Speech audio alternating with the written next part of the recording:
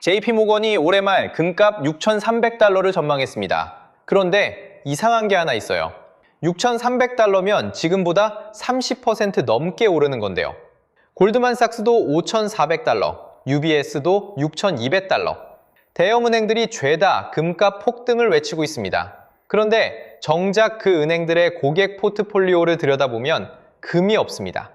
말로는 6,300달러 간다면서 왜 고객 돈은 거기에 안 넣을까요? 이 질문을 따라가다 보면 법정 화폐 시스템의 균열이 보이기 시작합니다.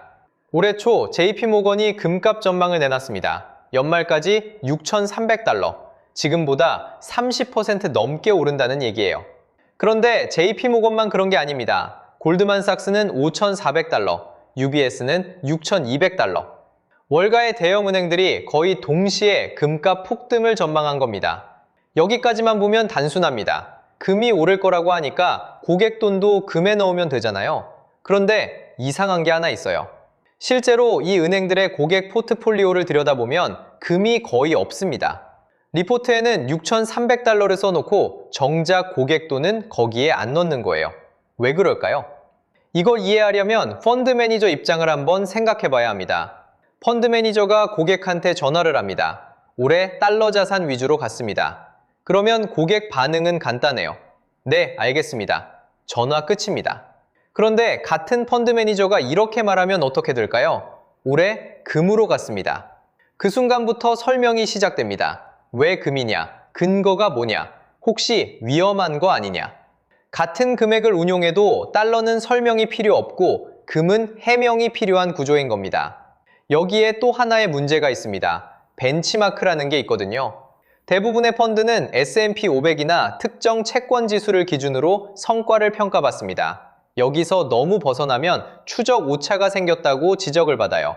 금은 그 벤치마크에 들어있지 않은 경우가 많습니다. 금을 담는 순간 기준에서 이탈한 걸로 기록되는 거예요.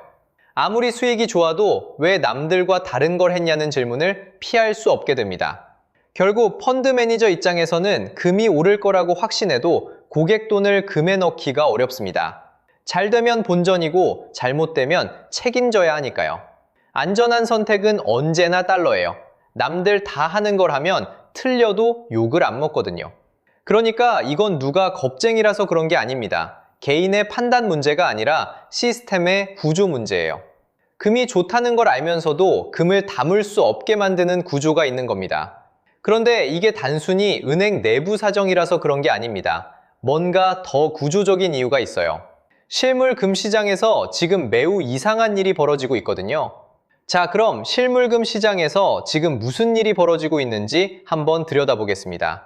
선물 시장에는 아직 청산되지 않은 계약이라는 게 있습니다. 쉽게 말해서 금을 사겠다, 팔겠다 하고 줄 서 있는 사람들의 수예요.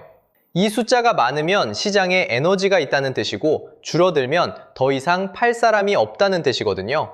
그런데 지금 이 숫자가 심상치 않습니다. 2026년 3월 기준으로 코맥스 금선물의 미청산 계약이 약 40만 건인데 이게 최근 고점 대비 24%나 줄어든 겁니다. 매도 연료가 바닥나고 있다는 신호예요. 은은 더 심각합니다. 미청산 계약이 약 11만 건, 이게 2012년 이후 14년 만에 가장 낮은 수치입니다. 14년이요. 그 사이에 코로나도 있었고 금리 폭등도 있었는데 그때보다도 지금이 더 낮다는 겁니다.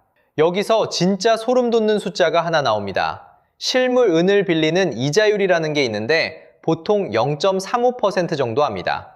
거의 공짜로 빌려주는 수준이죠. 그런데 2025년 10월에 이 이자율이 40%까지 치솟았습니다. 이게 어떤 상황인지 아시겠습니까? 은을 빌려주겠다는 사람에게 이자로 40%를 줘야 한다는 뜻이에요. 금고에 남은 게 없는 겁니다. 이와 비슷한 징후가 런던에서도 나타나고 있습니다.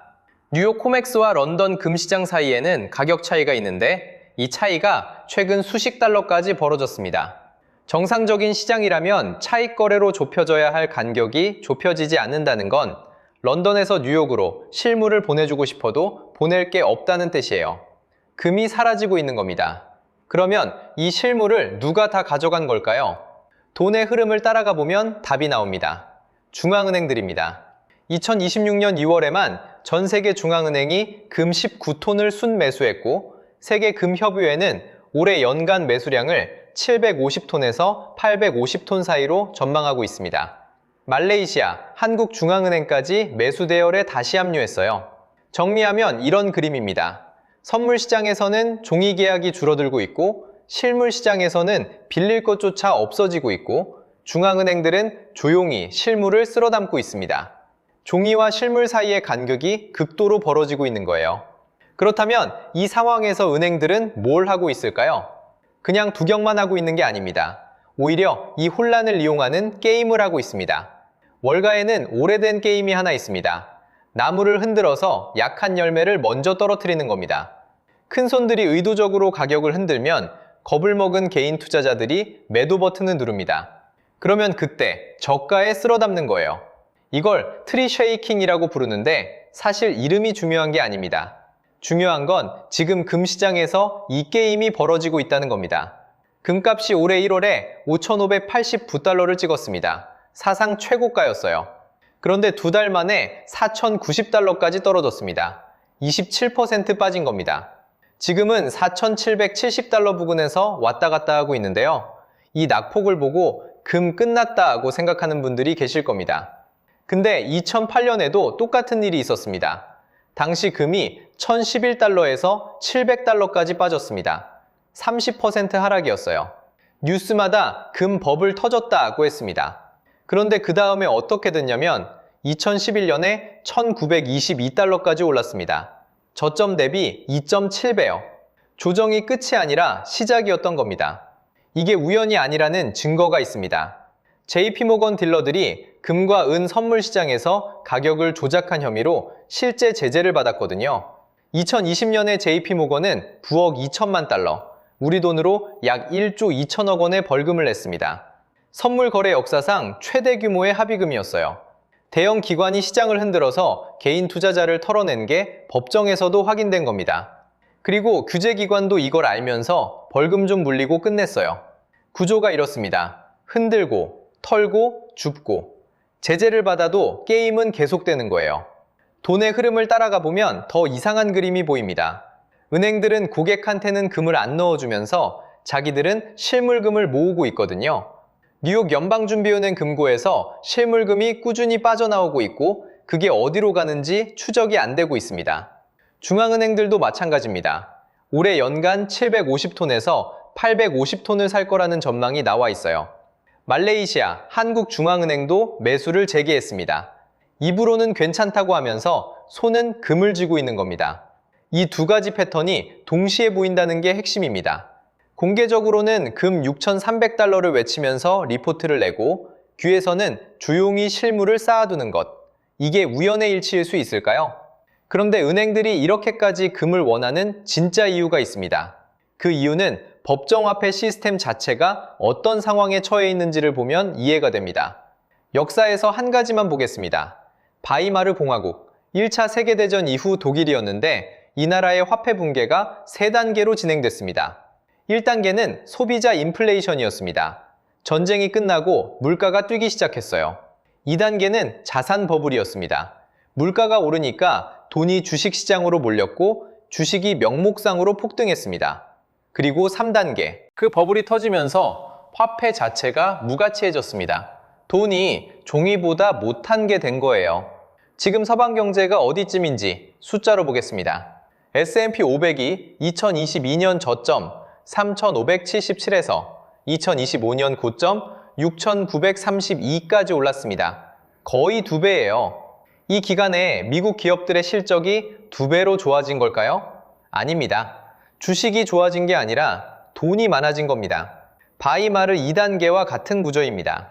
맥클라우드는 이렇게 말합니다. 중앙은행들은 이걸 잘 알고 있습니다. 다만 인정할 수가 없을 뿐입니다. 인정하는 순간 시스템 전체가 흔들리니까요. 그런데 자산시장 얘기만이 아닙니다. 실물 경제로도 인플레이션이 내려오고 있어요. 이란 공습 이후 호르무즈 해협이 사실상 봉쇄됐습니다.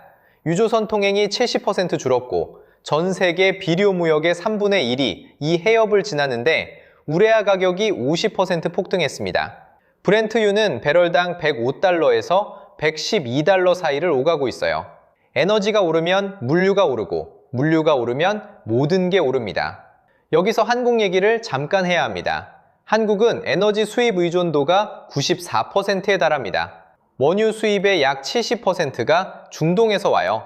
그 중동발 에너지가 지나는 길이 호르무즈 해협입니다.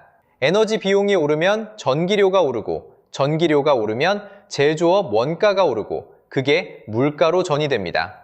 이미 물가가 오르는 추세에서 에너지 충격이 한 번 더 오면 어떻게 될까요? 미국의 인플레이션 문제가 남의 나라 얘기가 아닌 겁니다. 자산버블 위에 실물 인플레까지 겹치기 시작한 겁니다. 이게 전체 그림입니다. 은행들이 금을 모으는 건 금이 좋아서가 아닙니다. 법정 화폐로 된 자산이 불안하기 때문이에요. 금이라는 나침반 없이 바다에 나간 항해사는 폭풍이 오면 방향을 잃습니다. 은행들은 그 나침반을 조용히 챙기고 있는 거예요. 고객한테는 건네지 않으면서요. 그렇다면 우리는 지금 뭘 해야 할까요? 정리하겠습니다. 은행들이 금을 안 넣는 게 아닙니다. 당신이 팔 때 사는 겁니다. 나무를 흔들어서 열매를 떨어뜨리고 바닥에서 줍는 구조가 지금도 작동하고 있어요.